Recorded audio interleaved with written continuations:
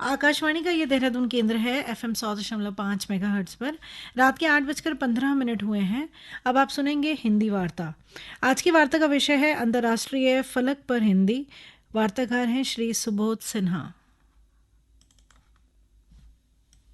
सर्वविदित है कि हमारी मातृभाषा हिंदी संस्कृत की गंगोत्री से निकलकर पाली, प्राकृत, अपभ्रंश के पावन घाटों से होती हुई विश्वरूपी महासागर में सदैव विस्तार पाती रही है। देवनागरी लिपि के परिधान में लिपटी हमारी भाषा हिंदी हमारे स्वदेश भारत की आन बान शान और जान तो है ही, साथ ही विश्व पटल पर भी सदियों से अपना परचम फहरा रही है। हम सभी उत्तराखंड को देवभूमि भी कहते हैं, जहां अधिकांशतः लोगों के घर दरवाजों पर आक यानी मंदार, अकवन या अकोबा कहे जाने वाले पौधे मुस्कुराते नजर आते हैं। भले ही औषधीय गुणों से संपन्न होने के बावजूद बहुधा धार्मिक दृष्टिकोण से ही यह पौधे लगाए जाते हों, इसी आक के बीज जो अपने रोएदार रेशों से भरे प्राकृतिक स्वरूप के कारण ही हवा जैसे कारक द्वारा गति पाकर आसानी से अपना प्रकीर्णन अर्थात फैलाव कर लेते हैं, उसी प्रकार हिंदी भाषा भी अपनी सरल वर्णमाला के रोमों में लिपटी मानव विस्थापन जैसे कारक के अलावा साहित्य, संगीत, फिल्म जैसे सहायक कारकों के सहारे सदियों से वैश्विक विस्तार पाती रही है। इन्हें समझने के लिए हमें मिलकर इतिहास के गलियारों में थोड़ी सी चहलकदमी करनी होगी।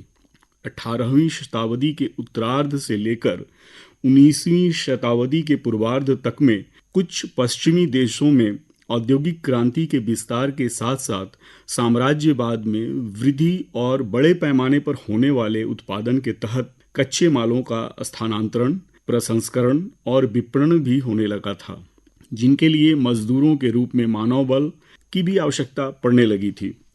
परिणाम स्वरूप मानवों का पूरे विश्व भर में, विशेषकर दूर दराज खाड़ी देशों के साथ साथ अफ्रीकी और अमेरिकी देशों में भारतीयों का विस्थापन होने लगा था। यह सिलसिला अंग्रेजों द्वारा वर्ष 1834 से आरंभ हुई गिरमिटिया प्रथा के वर्ष 1917 तक निषिद्ध घोषित किए जाने तक Mauritius, Fiji, Suriname, Guana, Trinidad एवं टोबैगो इत्यादि देशों में भारत से हर साल लगभग 10-15 हजार गिरमिटिया मजदूर ले जाए जाते थे। जबरन या स्वेच्छा से जीविकोपार्जन हेतु होने वाले इन विस्थापन के कारण भारतीय मूल के लोग उन्हीं देशों में बसने भी लगे, अपनी सभ्यता संस्कृति के साथ साथ अपनी भाषा हिंदी के साथ भी। फलतः उन उपरोक्त देशों की अधिकतर जनसंख्या आज भी हिंदी भाषा ही प्रयोग करती है। यूं तो आज भी विस्थापन की घटनाएं कम नहीं होती, कारण भले ही अलग हों। कहते हैं कि आज विस्थापन की मुख्य वजह है प्रतिभा पलायन यानी ब्रेन ड्रेन। इन वर्तमान विस्थापन से भी हमारी भाषा हिंदी उन विदेशों में विस्तार पाती है। प्रसंगवश बताता चलूं कि जब किसी विकासशील देशों का प्रतिभाशाली एवं शिक्षित युवा या कोई वयस्क व्यक्ति बेहतर सुख सुविधाओं को पाने के लिए अपना देश छोड़कर दूसरे देश में नौकरी या व्यापार करने जाता है, तो उसे प्रतिभा पलायन या ब्रेन ड्रेन कहा जाता है। स्वामी विवेकानंद जी ने भी वर्ष 1893 में अमेरिका के शिकागो की धर्म संसद में जब अपने संभाषण की शुरुआत अमेरिकन ब्रदर्स एंड सिस्टर्स के संबोधन से की होगी, तब भले ही प्रयुक्त भाषा अंग्रेजी रही होगी, परंतु संबोधन की पाश्चात्य शैली लेडीज एंड जेंटलमैन ना होकर अपनी हिंदी वाली शैली के ही समतुल्य थी, जिसका आशय था अमेरिकी भाइयों और बहनों।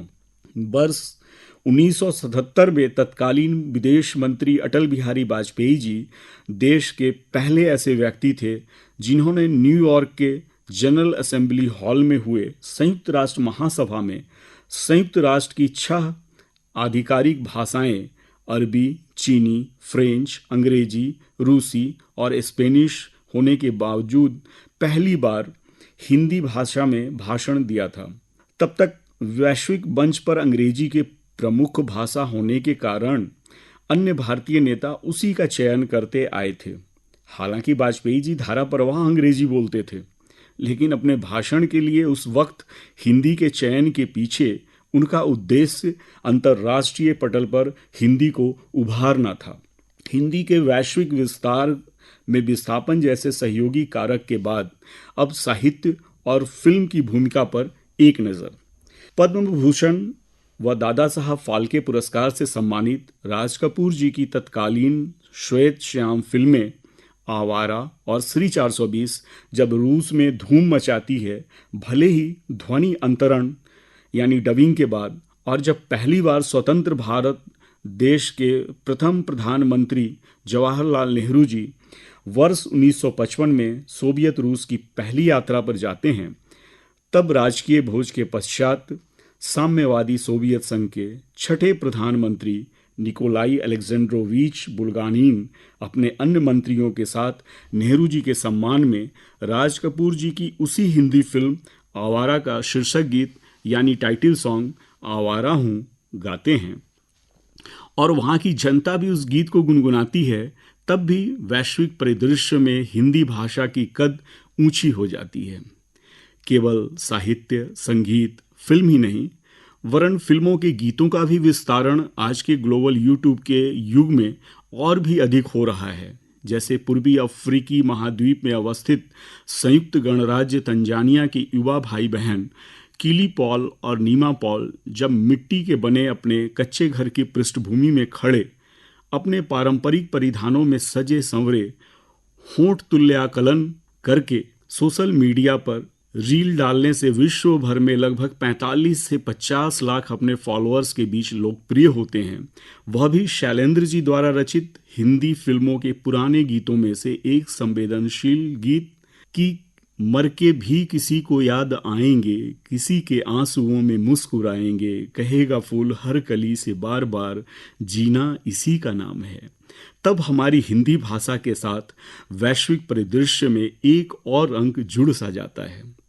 हमारे स्वयं के बंजारा बस्ती के वाशिंदे नामक हिंदी भाषा के साहित्यिक ब्लॉग के पोस्टों में कविताओं, कहानियों, आलेखों, संस्मरणों इत्यादि के लिए, जिन्हें हम अपनी शैली में बतकही कहते हैं, संयुक्त राष्ट्र America, Canada, Singapore, Germany, London, Sweden, रूस इत्यादि देशों से पाठकों की संख्या तो यदाकदा भारत से भी ज्यादा दिख जाती है तो अचरज होता है।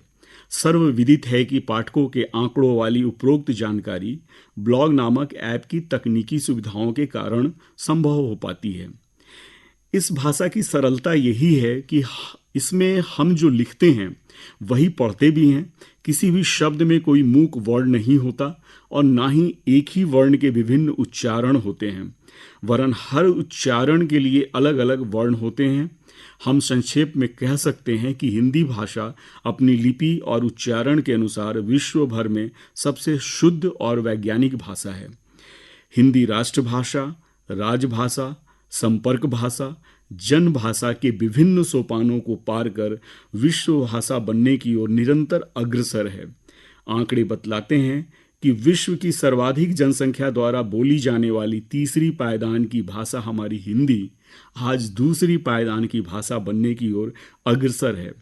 उपलब्ध आंकड़े यह भी बतलाते हैं कि हिंदी की व्यापकता के असर से ही विश्व भर में लगभग 175 देशों के 200 विश्वविद्यालयों और शैक्षणिक संस्थानों में हिंदी के शिक्षण एवं प्रशिक्षण चल रहे हैं। और तो और हाल ही में जब G20 के मौके पर देश के वर्तमान प्रधानमंत्री जी सभी 21 देशों के अतिथियों को हिंदी में संबोधित करते हैं, जैसा वह अक्सर विदेशों में भी करते हैं, तो इस G20 के प्रसारण पर टिकी दुनिया भर की नज़रों के रास्ते हिंदी भाषा विश्व पटल पर विस्तार पाती है। अब G20 में 20 की जगह 21 देशों के अतिथियों की बात करने का कारण आप सभी सुधीजनों को ज्ञात होगा ही, ऐसा मेरा मानना है। आप सभी सुधीजन श्रोताओं के समक्ष हम हृदय से अग्रिम क्षमा प्रार्थी हैं। अपनी वार्ता के दौरान हिंदी में सहज सुगम विकल्प उपलब्ध नहीं होने के कारण मजबूरीवश आज के दिन भी कुछ अंग्रेजी शब्दों को प्रयोग में लाने के लिए, मसलन ब्लॉग, G20, यूट्यूब इत्यादि।